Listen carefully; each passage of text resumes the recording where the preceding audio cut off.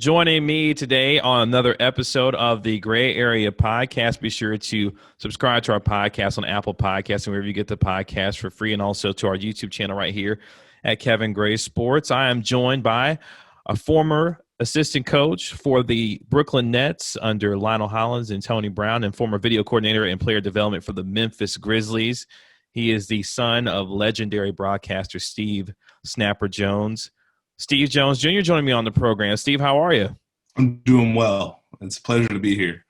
I appreciate fun times. Yeah. No, I appreciate you taking the time with me as we start on a brand new NBA season. And it was funny. I was going through a couple of things on your Twitter handle over at Steve Jones 20. You were scouting out and looking at some things from the New York Knicks in their most recent preseason NBA game. And it kind of made me laugh because at one point you were like, man, I think I kind of regret viewing a little bit of this Knicks tape from what happened against, I think it was against Atlanta the other night, I think. I 1,000% regretted it. And for some reason, I have a magnetic pull to like the Knicks and the Cavs and the Magic, and no offense to them, but you shouldn't get sucked in for 2 hours to them. And I kind of realized halfway through, ooh, boy, I think I made a mistake, but I stuck out through it and watched the whole game. So, you live and you learn. You can't win them all. Yeah. Before we get into it, who impressed you in that game? Did Obi Toppin impress you a little bit? Who impressed you in that game as you kind of got your way through it? Honestly, Obi Toppin impressed me. I liked his passing. Obviously, his athleticism stands out. His shooting ability is going to be his ceiling, but the fact that he was able to make plays, pass the ball, that impressed me. Emmanuel quickly impressed me. I think he had more of a reputation as a scorer, but he was able to make some plays. He showed a patience in pick and roll. He showed some playmaking ability. And when you have a young player that does that, that always stands out to you. Mm-hmm. That's usually something that has to develop. So I was impressed by that. I was more so just kind of curious on what they would look like. Tibbs is Tibbs. Yeah. And, he's going to run what he's going to run. And so it's kind of a blend of a half-court execution and a transition type deal where I think they're better in the half court, but it alternates. Sometimes they look real crisp and sometimes it looks real stagnant and there's no in between. And it's going to be interesting to see if that makes them better or not. But overall, I think if the Knicks trust the youth movement and give those guys minutes, I think they'll take a step in the right direction. But, they have the type of veterans that could get in the way. So it'll be interesting. Well, speaking of youth movements, the Dallas Mavericks have a 21-year-old superstar by the name of Luka Doncic. And he has put himself in position to be, I think, one of the 5 best players in the NBA. You were talking about some of the offense that the Knicks run. I think the offense that the Mavs run in terms of Rick Carlisle's flow offense is very, very good in terms of accentuating his players' strengths. From your perspective, from a player development and from a coaching standpoint, what do you think about Rick Carlisle's offense and how Luka Doncic, Porzingis, and others fit within his scheme that he runs offensively? I think it's great. I think what he does as far as spacing, movement, screening, off-ball, deception, it's very tough to guard, and it continues to evolve. It's not necessarily just one thing. It could be pick and roll, could be movement, could be cutting. You have to defensively prepare for all of that, and you might get all of it in one possession, which kind of highlights the group that he has. For Luka, I think it allows him to be a playmaker without solely placing everything on him, if that makes sense. Yeah. So, they rely on him a lot, but in the flow of the offense, they can get other people going. It doesn't have to be just him holding it for a pick and roll. He can get a pick and roll. If he doesn't have it, it'll keep moving. It'll come back to him. Mm-hmm. So I think that's key. And I think you have movement that'll allow Tim Hardaway to come off screens, and not force him to be a pick and roll guy. Josh Richardson, who just got there, it'll help him be able to get involved and not just be spaced, but get some dribble handoffs, get some movement off some screens. And so it really just puts pressure on defenses to not know, who's really going to be coming off as a threat. Yeah. And it accentuates some of the bigs that they have where some can pop, some can roll, and they can have an impact without necessarily being people that most would say are, top tier, quote unquote, with the exception of Porzingis. So I think it's really tough to defend, and it really allows Dallas to have a great team mindset, which, they showcase in the playoffs as far as being able to drive, being able to kick, being able to suck and penetrate you in, and now we're going to make you pay. And I think that's one of the best things that Dallas does. When the defense has to rotate and help, they're going to make you pay somehow, either from a 3 or another drive. Yeah, this is a team last year that was the best in terms of offensive efficiency in NBA history. And I'm interested because when you look at Luka Doncic as a player, his usage rate was extremely high, one of the top in the NBA last year alongside James Harden. Are you concerned about the usage rate that he continues to have, or is that just a function of him being a ball dominant player given his talent and what his team is asking him to do, especially from an offensive standpoint? I am less concerned with it because a lot of his usage feels natural. It doesn't necessarily feel forced. He's a great player, so he's going to have those touches. It doesn't feel as if he's having to do it. Now, if it crosses over so where they can't succeed without him doing anything, then they've probably got an issue. It needs to accentuate what he does rather than completely rely on Luka to create everything. If it crosses over there, then it'd be a problem. But right now, I think it's just the greatness of him as a talent and what he can create for their entire team. And for you, as you look at this team, what do you think the ceiling is for this team? You talked about some of the additions with Josh Richardson and others. Is this a team in the Mavericks that you think could potentially crack the top four of the Western Conference this year? Yeah, I think it could. Natural progression would say that they should take a step up. Obviously, this is going to be a tougher year for them because they aren't in an unknown anymore. There's a step as an NBA team where you go from the hunter to the hunted. And Dallas may not be quite there, but they're not a surprise anymore. I think they have the respect of the league after the season they put together and the series they had with the Clippers. So they're going to have to go ahead and show and prove every night and be able to battle in some of those close games that they may have struggled in last year.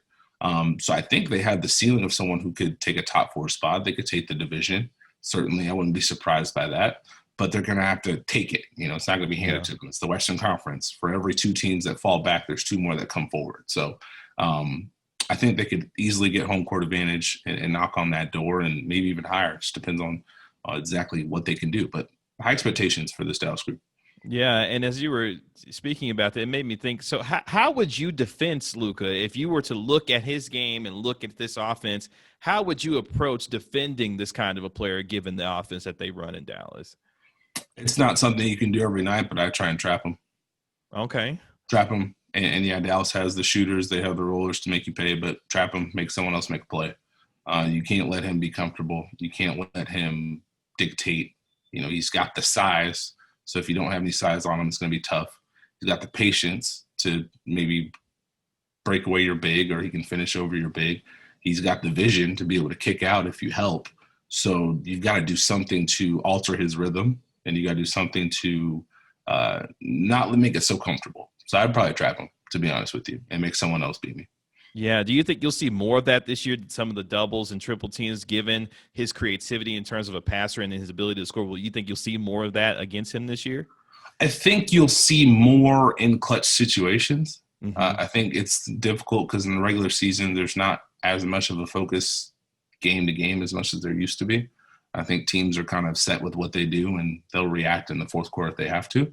I think the key will be in the playoffs. What do teams do with Luka? And I would anticipate it'll be more active than it was last season, just because he's proven himself to be someone who, if you let him get going, there ain't much you can do afterwards. So I think I'd be surprised if a lot of teams hit him hard in the regular season. Mm-hmm. But I think fourth quarters, you may anticipate some of that. And if maybe they go on a streak or he gets going, you may see more attention towards him. But, it kind of depends. It's a tough season to gauge because it's a tight preseason. Yeah. You're trying to get a base defense, and let alone something that may take someone away. So it'll be interesting to see. But I would not be shocked if more teams try and figure out, hey, how can we not let this happen? Yeah, especially while they try to figure out once Kristaps Porzingis comes back how he fits in this offense as well. It's interesting because this season is unlike any other. We come off a season where the season finished in the bubble. The Lakers are crowned NBA champions now going into this year, a 72-game season. How, from a coach's standpoint, do teams prepare for the mental grind of a season, even if it is shortened by 10 games, especially with a shortened preseason given the circumstances that teams are dealing with this year? I mean, you're just trying to get as much in as you can. And, you're going to have to guide your team a little bit more than, a regular season where you can get everything in and it'll evolve naturally. You kind of have to get your base, see how it goes, adjust from there, and kind of evolve with your team. I remember my first year in the league, I was in Memphis, and it was the lockout year. And so it was just a lot of cramming and seeing what would happen. Yeah. Okay, does this work? Let's tweak it. This might not work.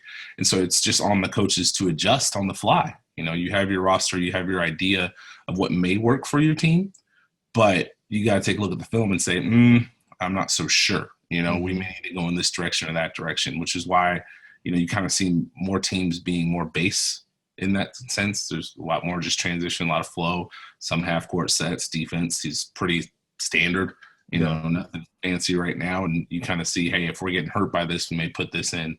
But it's going to be difficult because there's not a guarantee for practice time, with all the protocols. It's not going to be the same.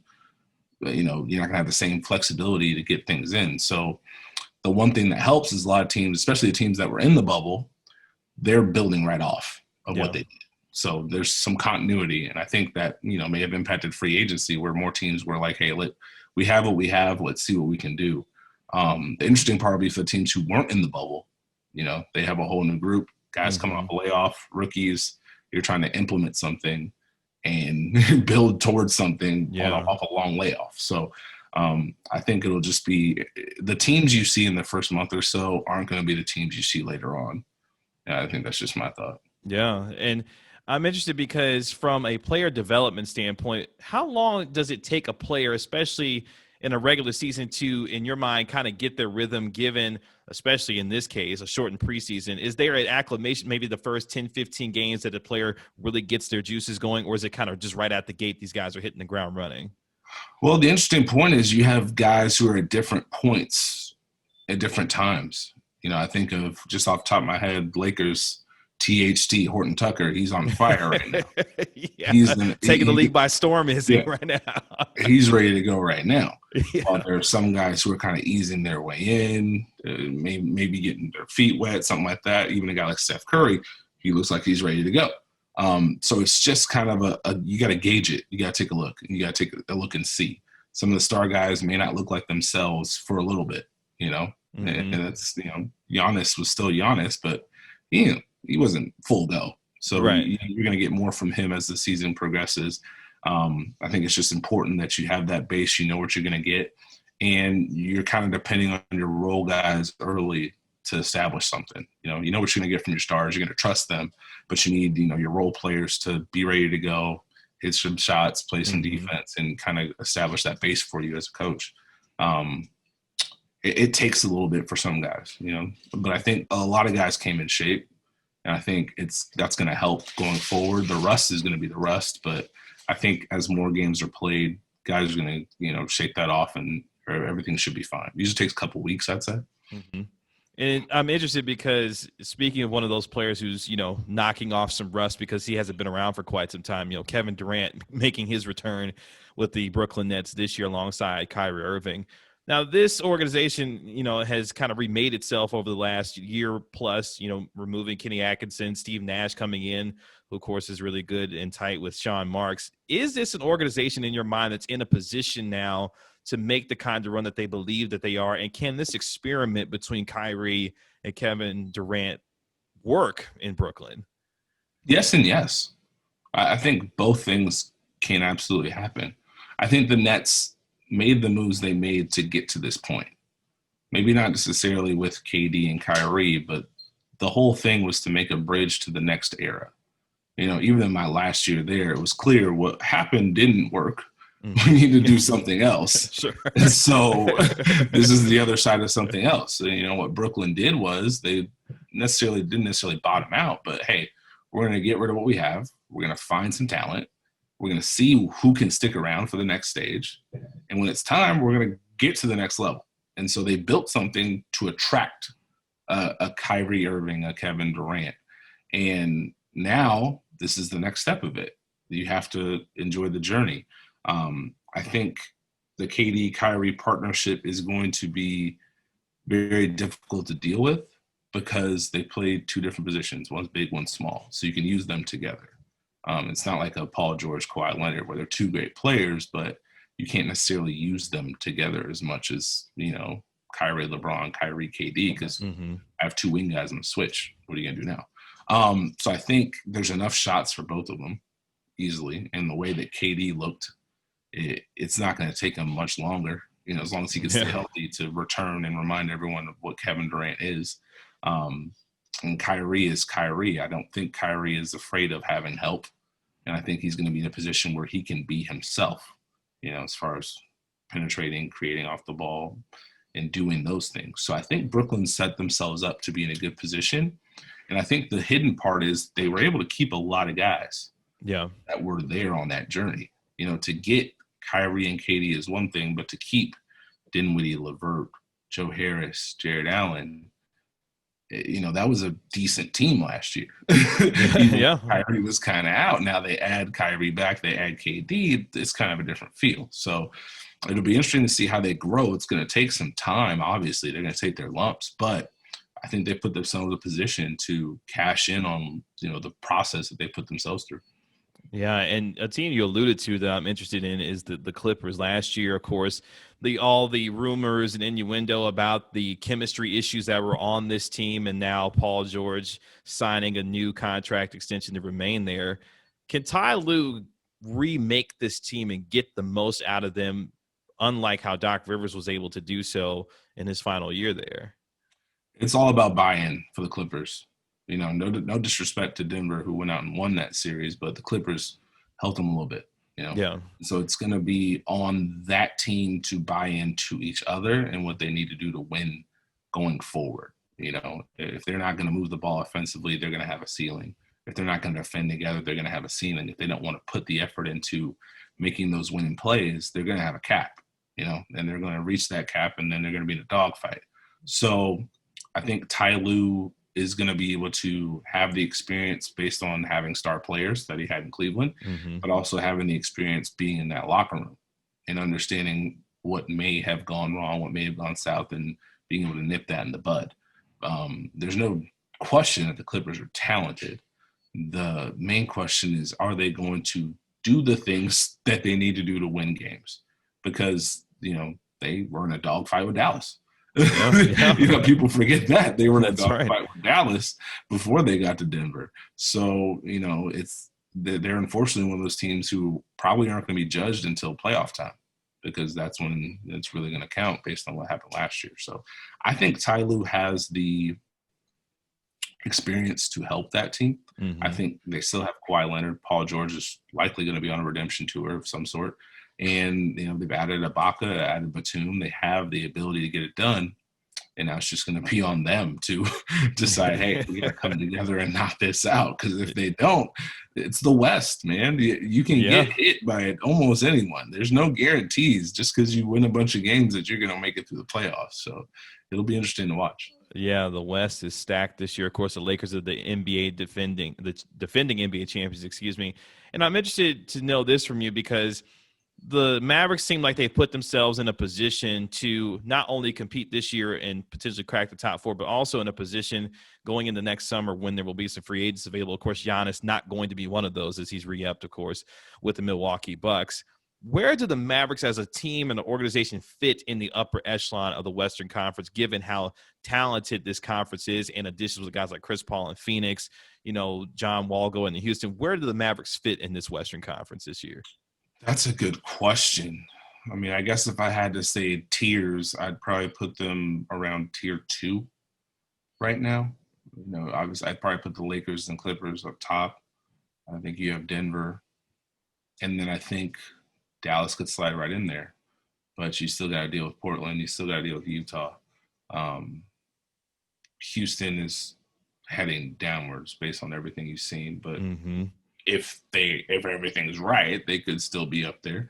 So I probably put them tier 2 right now, somewhere in there with Denver and Portland, top 5, just because of the continuity they have and the experience they gained from last year. I don't think everyone expected them to do what they did last year, but I think it was a good way to learn how to win and also grow together.